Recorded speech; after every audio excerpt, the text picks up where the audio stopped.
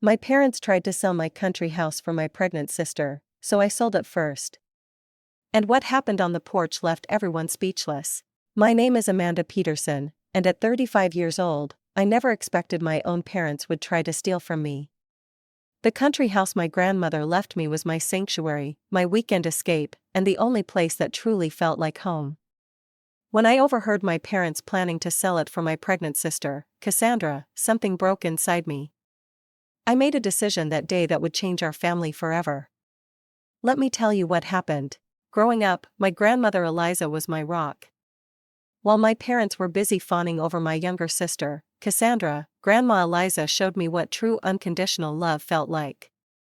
Every summer from ages 8 through 17, I would spend 3 months at her country farmhouse, helping her tend to her vegetable garden, learning to bake her famous apple pies, and sitting on the wraparound porch as she told me stories about her youth.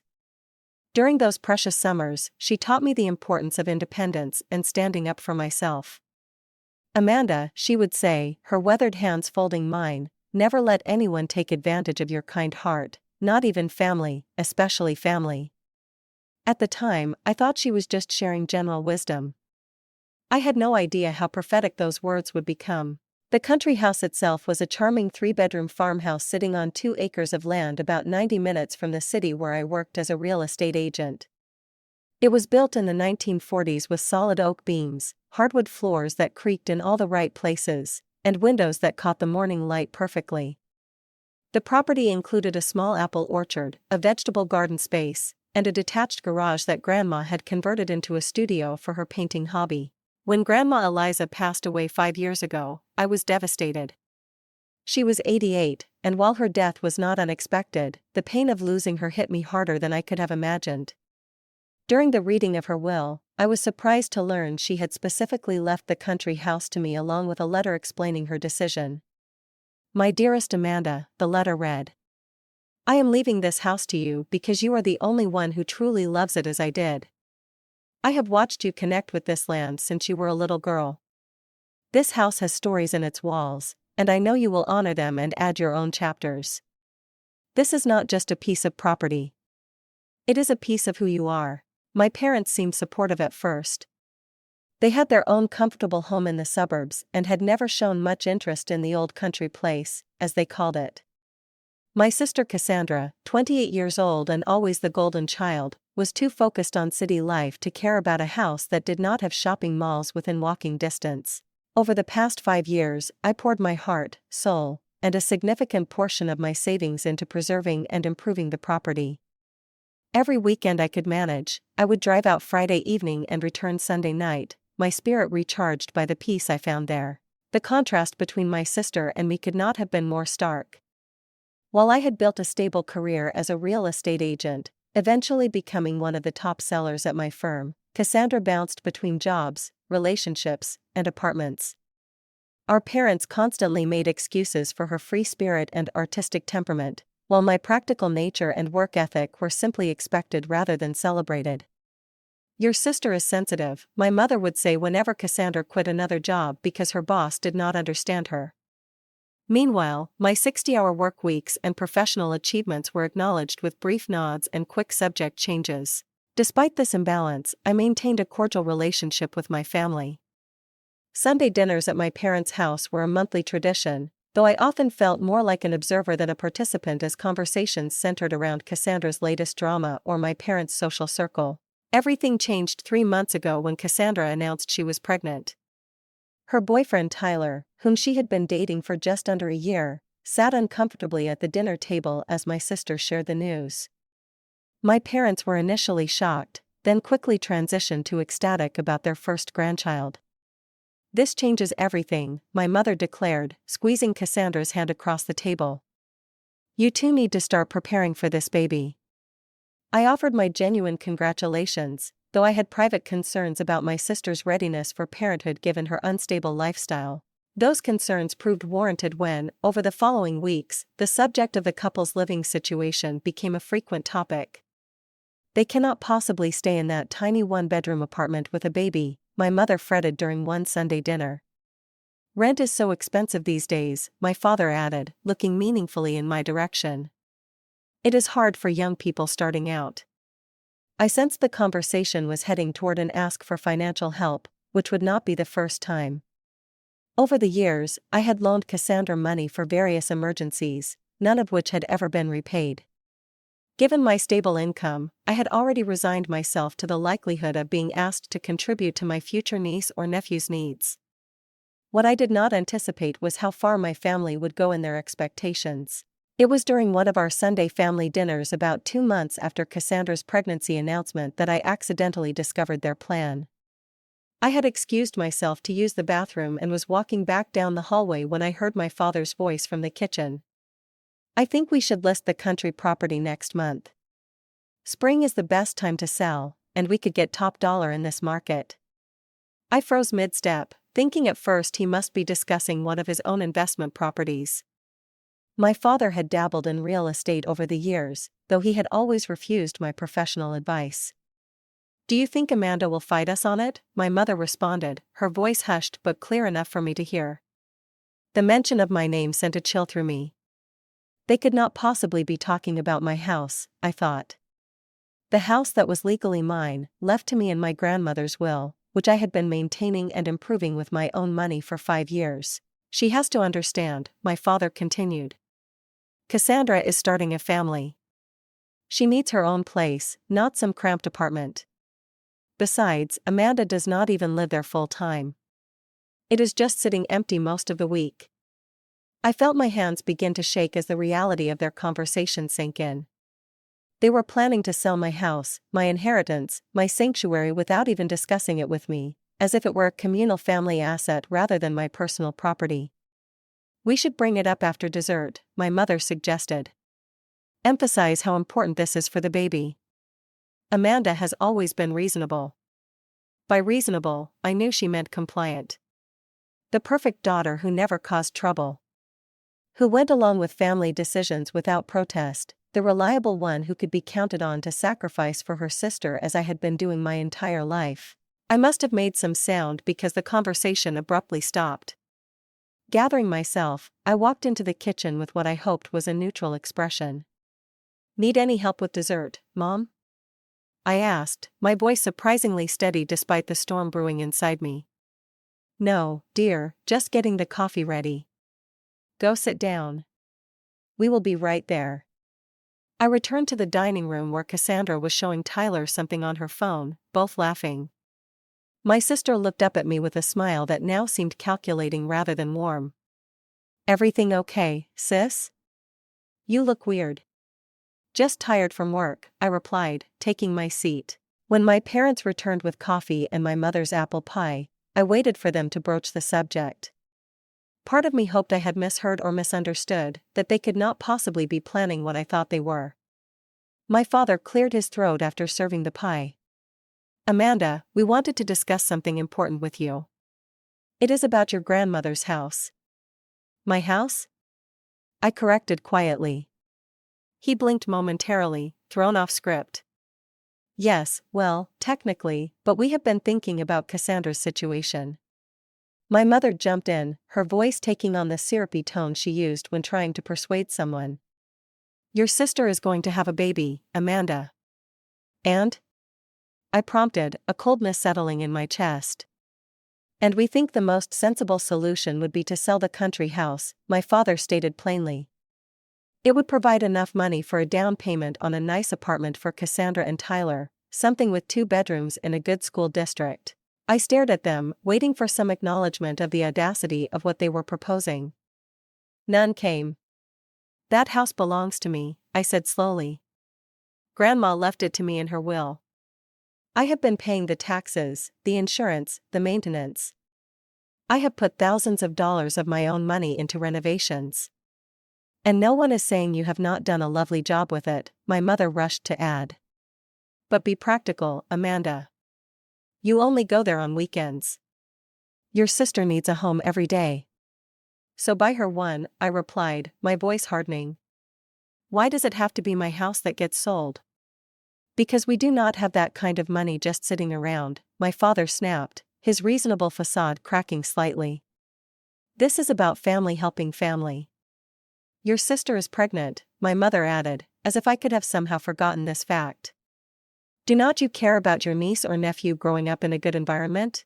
I turned to look at Cassandra, who had been uncharacteristically quiet during this exchange. She met my gaze with a mix of entitlement and challenge. I already started thinking about how I would set up the nursery, she said. The second bedroom gets such good morning light. It would be perfect. The casual way she spoke about my space, the room where I kept my grandmother's quilts and my own painting supplies, ignited something fierce within me. They had already been planning this, discussing it, making decisions all without a single word to me until now. Let me get this straight, I said, setting down my coffee cup carefully to hide the trembling of my hands. You want me to give up the house my grandmother specifically left to me, that I have lovingly maintained for 5 years, so you can sell it and give the money to Cassandra for an apartment? Not give up, my father corrected. You would get a portion of the proceeds too, of course. How generous, I replied, unable to keep the bitterness from my voice. And did anyone consider asking me before making these plans? Or did you just assume I would go along with it as always? Amanda, my mother sighed. Do not be difficult. This is what families do. They support each other. Support goes both ways, Mom. When has anyone in this family supported what I want, what I need?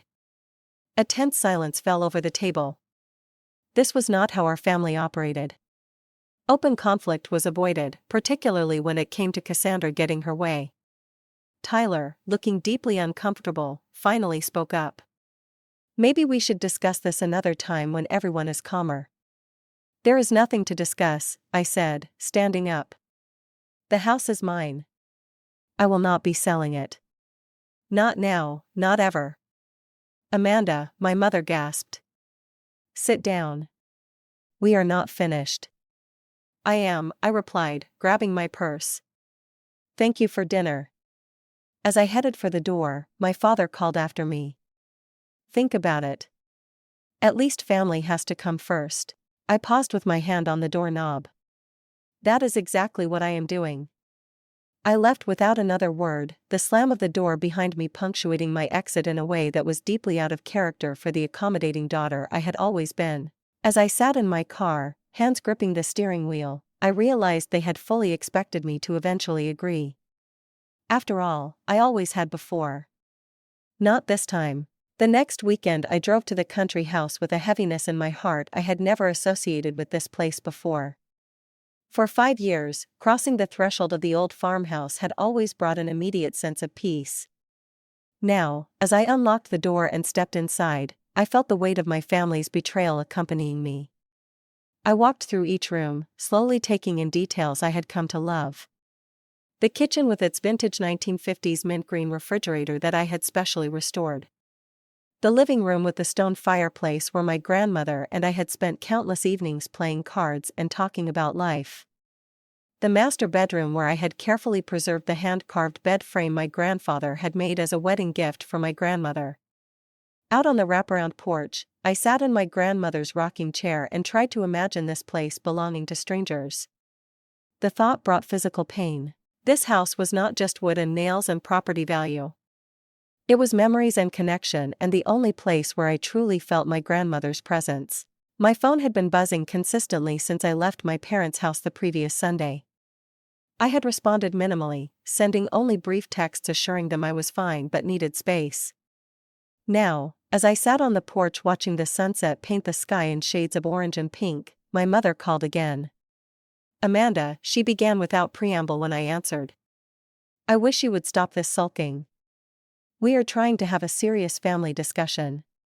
There is nothing to discuss, I replied, keeping my voice even. This is my house. I am not selling it. Your sister is in tears, she countered, wielding the weapon that had always worked before. Cassandra's tears had been the trump card in our family dynamic since childhood. I am sorry to hear that, I said, surprising myself with my lack of usual guilt, but that does not change my decision. Your father has already spoken to a realtor friend of his. He says we could list next week. The casual way she mentioned this sent a fresh wave of shock through me. Without my permission? I am the legal owner, Mom. Only I can sell this house. Do not be technical, Amanda, she sighed. This is a family matter. No, it is a legal matter, and I am telling you clearly, I will not be selling my house. The conversation ended with my mother's frustrated huff and a click as she hung up on me. That was only the beginning. Throughout the weekend, the calls and texts continued. My father sent links to apartments he thought would be perfect for Cassandra, along with notes about how much they would cost. My sister sent photos of baby furniture with captions like, "This crib would look so cute in the upstairs bedroom." By Sunday evening, as I was preparing to return to the city, I received the most shocking message yet. My father texted, "We have arranged an open house for next Saturday. Please make sure the place is tidy." I called him immediately. "You did what?" "Now, Amanda," he began in his placating tone. "We just thought we would get the ball rolling. People are very interested in country properties right now." "Cancel it," I said firmly. "You have no right to show my house to anyone." "We still have the spare key from when we helped you move some furniture last year," he continued as if I had not spoken. "So, do not worry about being there. We will handle everything." The realization that my parents had been accessing my property without my knowledge or consent was the final straw. This had gone beyond mere entitlement to something that felt dangerously close to theft. I ended the call and immediately called my friend Stephanie, who had been my confidant through many family dramas over the years. "They did what?" she exclaimed after I explained the situation. "Amanda, that is not just inconsiderate, it is illegal. They cannot sell property that does not belong to them." "I know," I sighed, "but they do not seem to care about that minor detail." "What are you going to do?" I stared out at the darkening sky, the first stars beginning to appear. "I do not know yet, but I am not going to let them take this from me." "Good," Stephanie said firmly. "It is about time you stood up to them. They have been taking advantage of your good nature for years." After we hung up, I sat for a long time thinking about my options. I could change the locks, but that would only be a temporary solution. I could confront my parents again, but they had already shown they were unwilling to listen to reason. I could involve lawyers, but the thought of legal action against my own family made me sick to my stomach. As I drove back to the city that night, an idea began to form.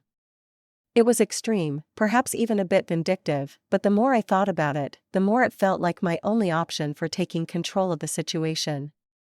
I was a real estate agent. If anyone was going to sell my house, it would be me, and it would be on my terms, not theirs. The decision settled in my mind like a weight being lifted. By the time I reached my apartment, I knew exactly what I was going to do.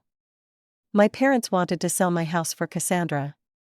Fine, but they were about to learn a harsh lesson about making assumptions about my compliance. Monday morning, I went straight to my broker's office. "Darren," I said as I sat down across from him, "I want to list my own property, and I need it to happen fast." The next 2 weeks were a blur of activity. As one of the top agents at my firm, I knew exactly how to position the property for a quick sale. I called in favors from photographers, stagers, and listing specialists. By Wednesday, professional photos showcasing the charming character of the farmhouse and the beauty of the surrounding land were ready. I carefully crafted the listing description myself: historic farmhouse with modern amenities set on 2 acres of landscaped grounds, including established apple orchard, original hardwood floors, stone fireplace, and handcrafted details throughout. Updated kitchen and bathrooms, new roof, and completely rewired. 90 minutes from downtown. Perfect weekend retreat or year-round residence for those seeking peace without sacrificing comfort.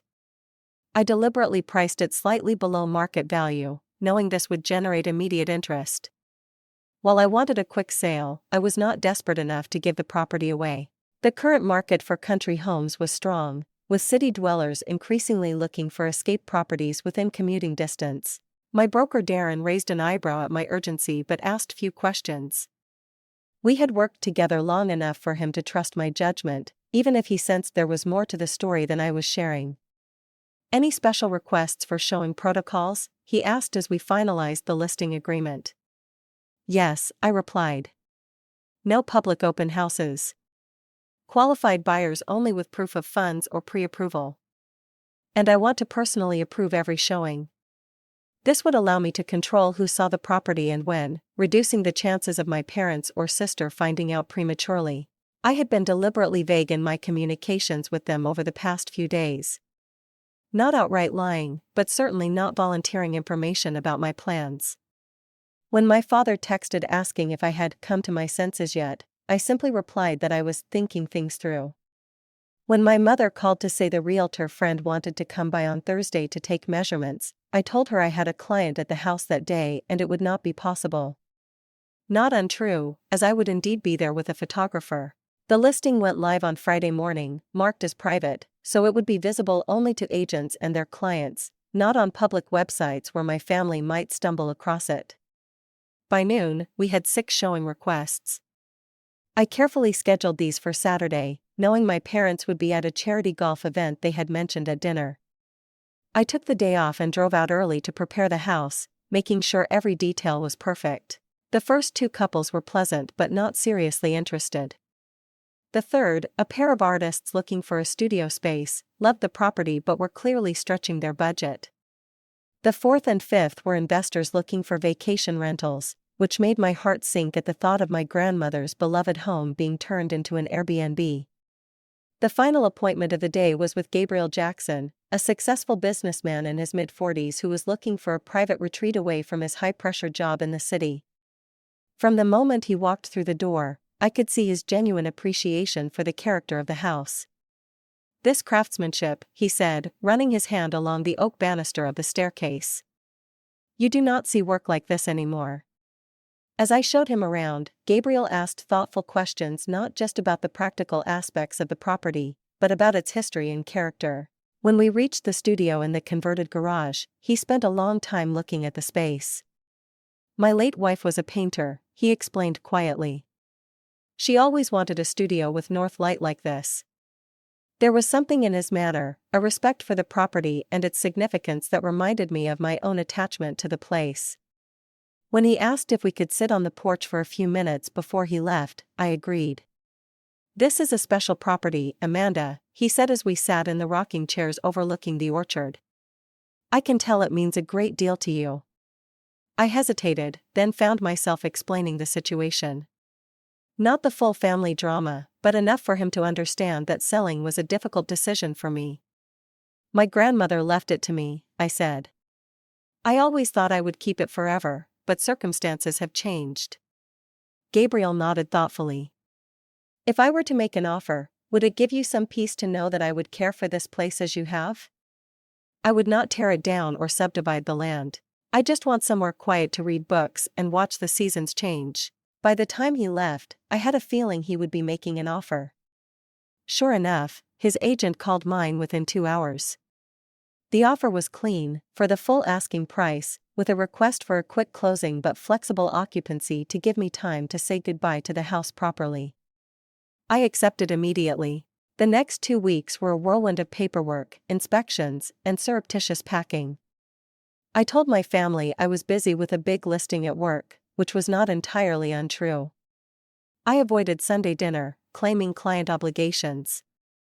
When my mother pressed about when they could reschedule their planned open house, I deflected with vague comments about still figuring things out.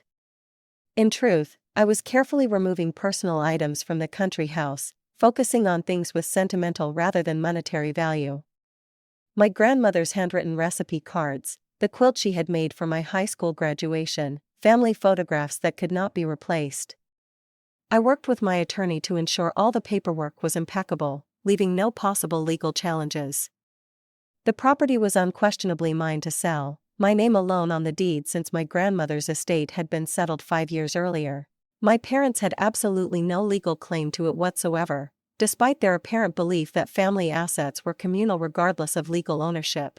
The closing was scheduled for a Thursday morning. Gabriel and I met at the title company's office, both of us choosing to handle this in person rather than through representatives. As we signed the many documents, I felt a complex mix of emotions, grief at letting go of this beloved place mingled with satisfaction at taking control of the situation. "I have something for you," Gabriel said after the final papers were signed and the keys officially handed over.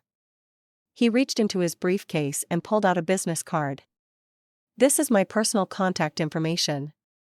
If you ever want to visit the property, just call. You will always be welcome. The gesture brought unexpected tears to my eyes. Thank you. That means more than you know. As I walked to my car, cashier's check in hand for a sum that exceeded even the most optimistic estimates my parents could have had, I felt a strange sense of both loss and liberation. I had transferred the funds to a new account at a different bank from my usual one, ensuring my parents would have no way to access or even know about the money. Now came the hard part, waiting for my family to discover what I had done. For 2 weeks after the closing, I managed to maintain the charade. I begged off Sunday dinners with claims of work emergencies. I responded to texts with just enough information to prevent suspicion but not enough to reveal my actions. I knew this delicate balancing act could not last forever, but I needed time to prepare myself emotionally for the inevitable confrontation. What I had not anticipated was how quickly and dramatically that confrontation would unfold. It happened on a Saturday morning. I was at my city apartment enjoying a rare leisurely breakfast and catching up on work emails when my phone rang. It was my father. His tone uncharacteristically frantic. "Amanda, thank God you answered. There is someone in your house." My heart skipped a beat as the moment of truth arrived sooner than I expected. "What do you mean?" I asked, playing for time. "We drove out to the country house with Cassandra to take some measurements for the nursery furniture," he explained hurriedly. "I used my key to get in, and there was a man inside who claimed we were trespassing. He said he was calling the police." The reality of what had happened hit me all at once. My parents had taken Cassandra to my former house, let themselves in without permission using a key they should have returned long ago, and encountered Gabriel, the rightful owner, who naturally assumed they were intruders. "Stay there," I said, my voice remarkably calm given the circumstances. "I will be right out." "Hurry. This man is threatening to have us arrested." I drove faster than I should have, reaching the country house in just over an hour.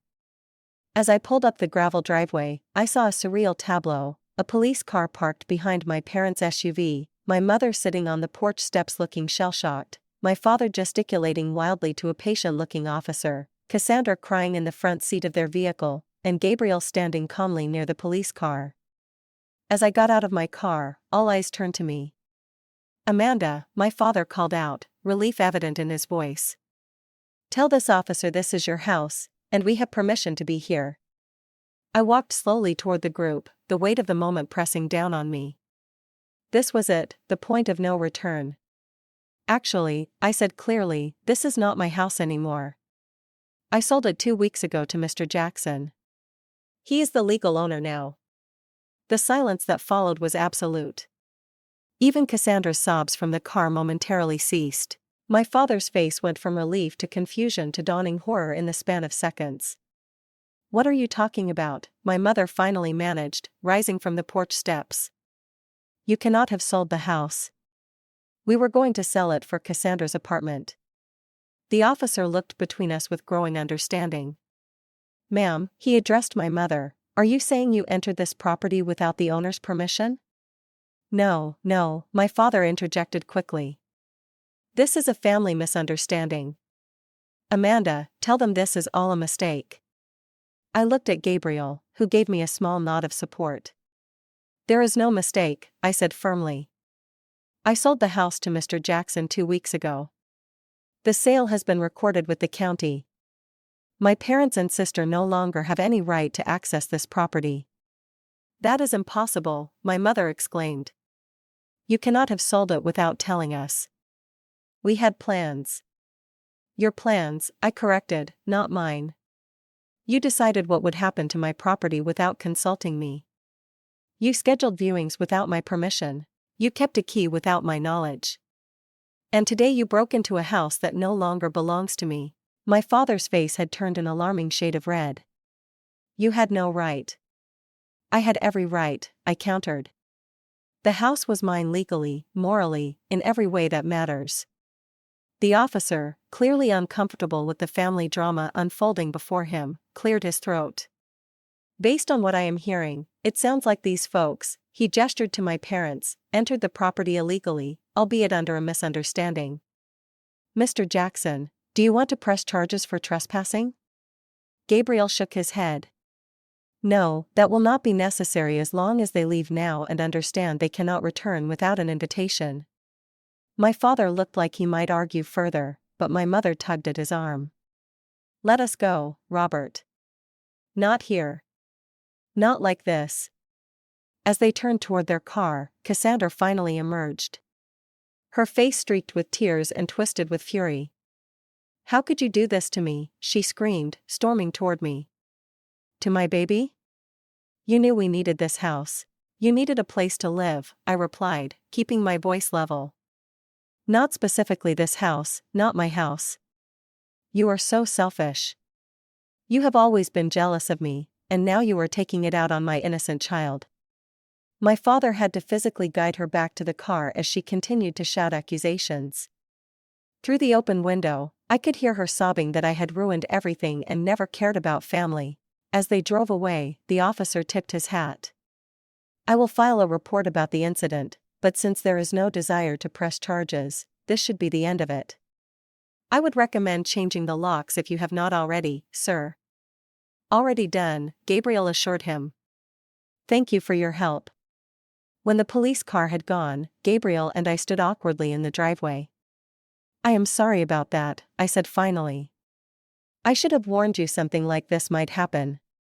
He shook his head. Family complications are rarely neat or predictable. Would you like to come in for a cup of coffee? It is still your porch, too, as far as I am concerned. I looked at the house, the familiar lines of it now belonging to someone else. Thank you, but I should probably deal with the fallout from this. Rain check? Anytime, he said kindly. As I drove back to the city, my phone began buzzing incessantly with texts and calls from my parents and sister. I turned it off, needing space to process what had just happened. The confrontation had been every bit as awful as I had feared. Yet underneath the stress and guilt was a surprising sense of relief. The truth was out. For better or worse, I had stood my ground. The weeks following what my mother dramatically termed the betrayal were some of the most difficult of my adult life. My family alternated between icy silence and explosive outbursts with no middle ground for actual conversation. My father sent a formal-looking letter demanding I turn over the proceeds from the sale, claiming they were rightfully family funds intended for Cassandra's apartment. My mother left tearful voicemails about how I had broken her heart and destroyed the family.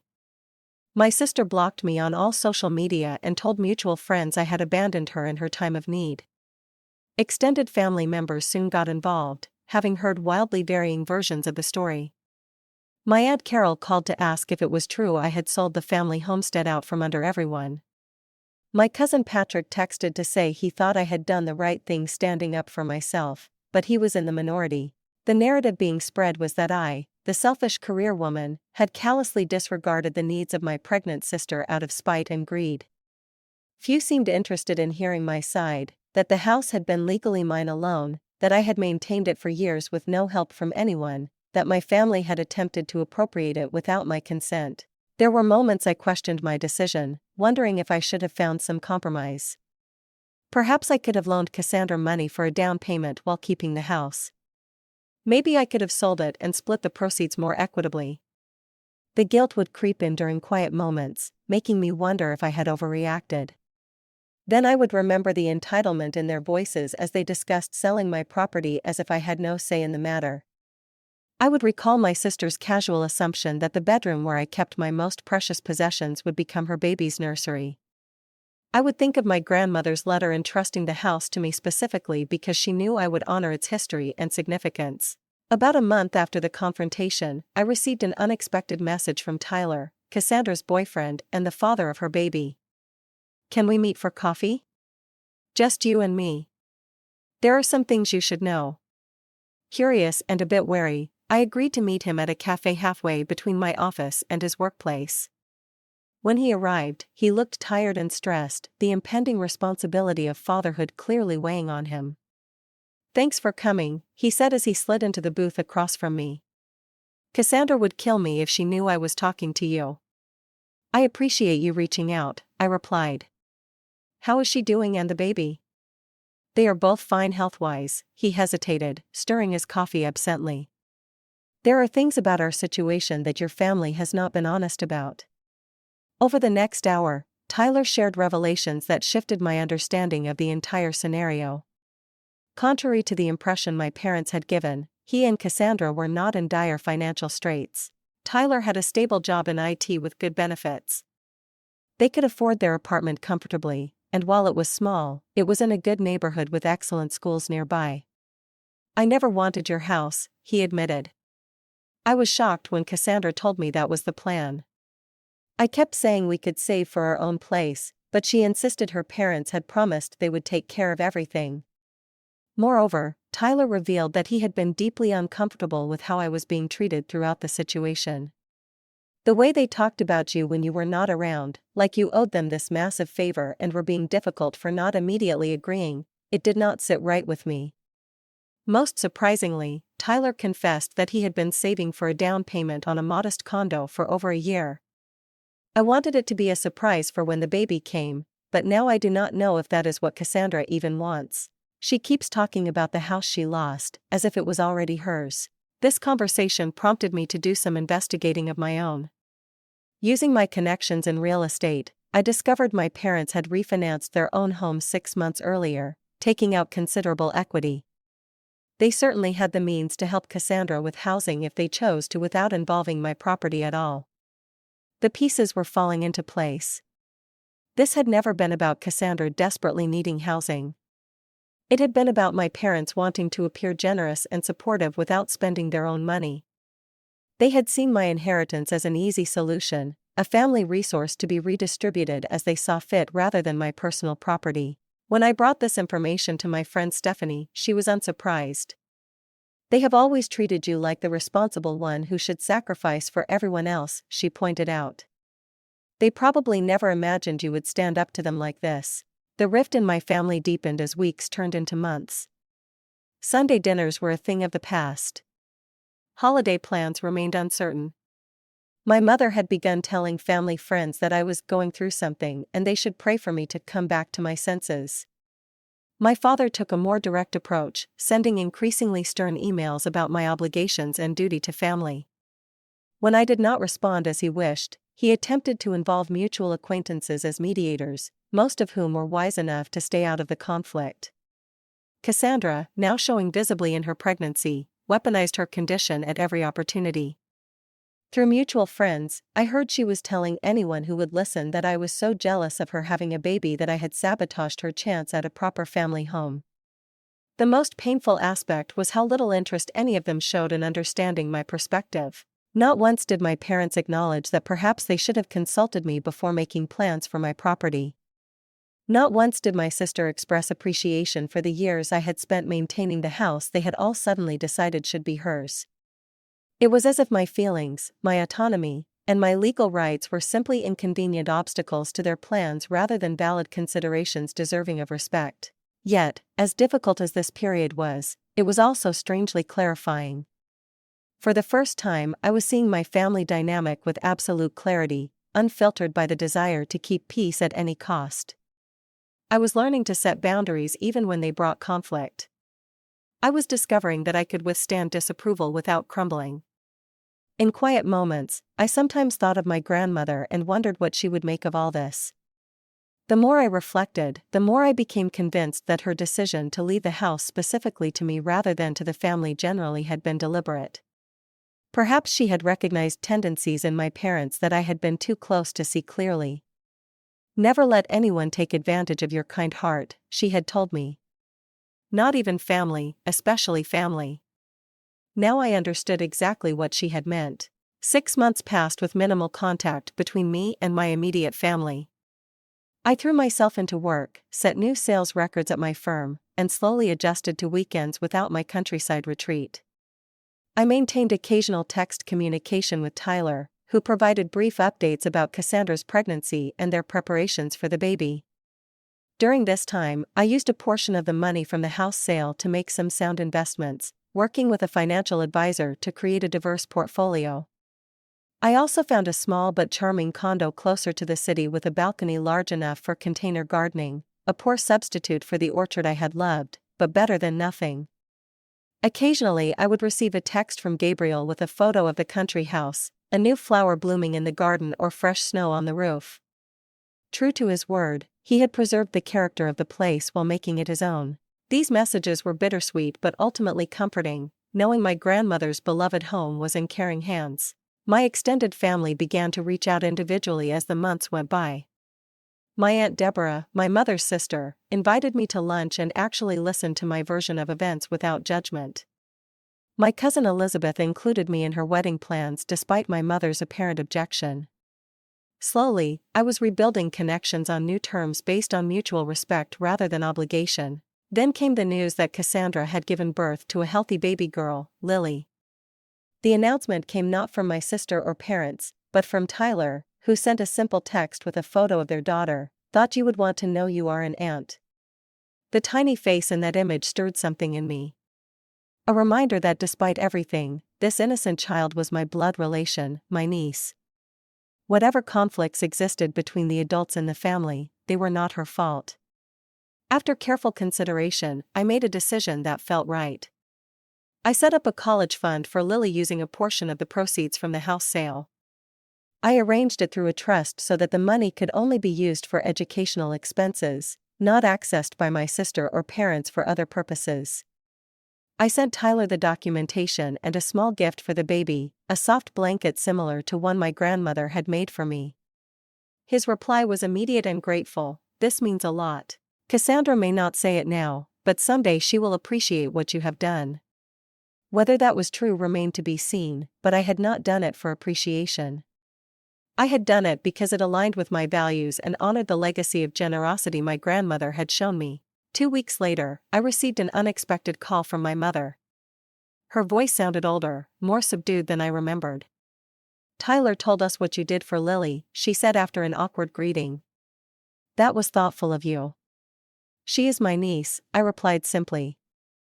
"I want what is best for her." A long pause followed. "Your father and I have been doing some thinking," she finally continued. "Perhaps I did not handle things as well as I could have with the house situation." It was not quite an apology, but from my mother it was unprecedented. I remained silent, waiting to hear more. "We miss you at Sunday dinners," she added. "Maybe you could come this weekend, meet Lily." The invitation hung between us, weighted with unspoken complications. "I would like to meet her," I said carefully. "But Mom, I need to know that you understand why I did what I did. I cannot just pretend nothing happened." Another long pause.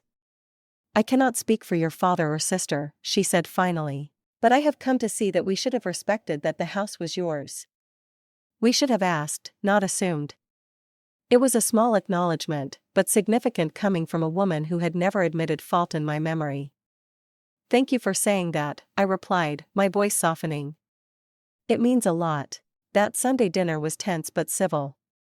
My father was stiffly polite, clearly uncomfortable but making an effort. Cassandra was cold at first but softened somewhat when she saw how naturally I took to holding Lily. The baby was beautiful, with Cassandra's blue eyes and Tyler's dark hair, a new life untainted by adult conflicts. The college fund was very generous, my father said as we ate dessert, the first direct reference to the situation all evening. "Cassandra tells me it will cover 4 years at a good school." "I wanted to do something meaningful for Lily," I explained. "Something that would make a difference in her future." "We have been thinking," my mother interjected carefully, "that perhaps we focused too much on the house itself rather than the bigger picture of family support.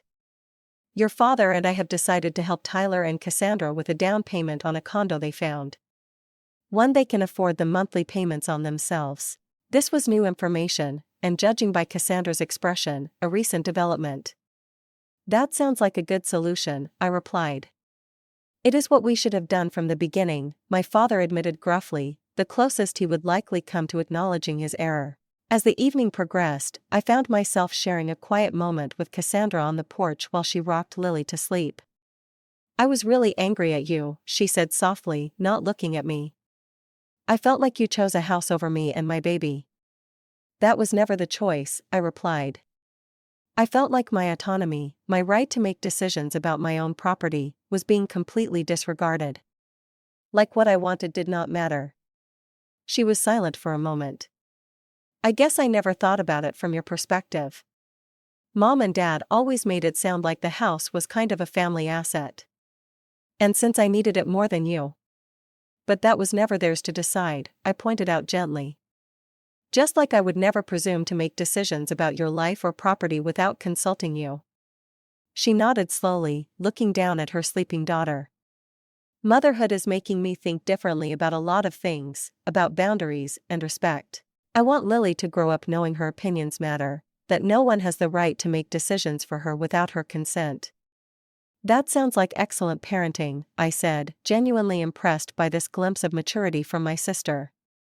"I cannot promise Mom and Dad will ever fully understand what they did wrong," she continued. "They are pretty set in their ways. But I think I do now, and I am sorry, Amanda, not for wanting a good home for my baby, but for assuming I was entitled to yours." Her apology, far more direct than my mother's, brought unexpected tears to my eyes. "Thank you for saying that. It means more than you know."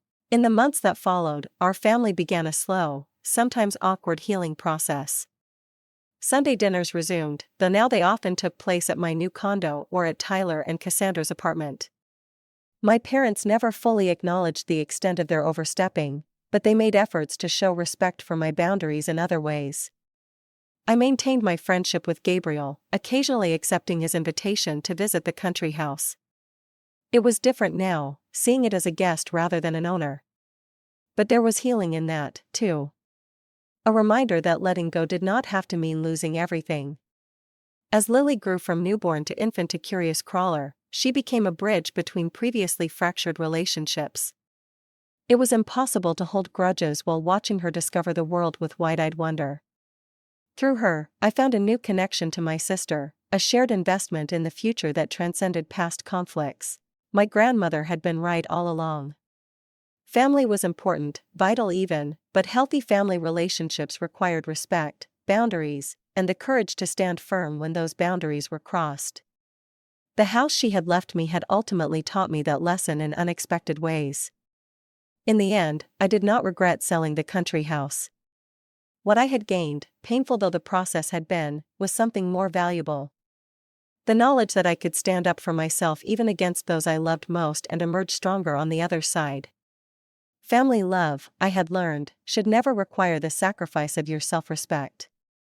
True family support goes both ways, honoring each person's autonomy while offering genuine help. It took a crisis to teach us all that lesson, but some lessons are worth the difficult path to understanding.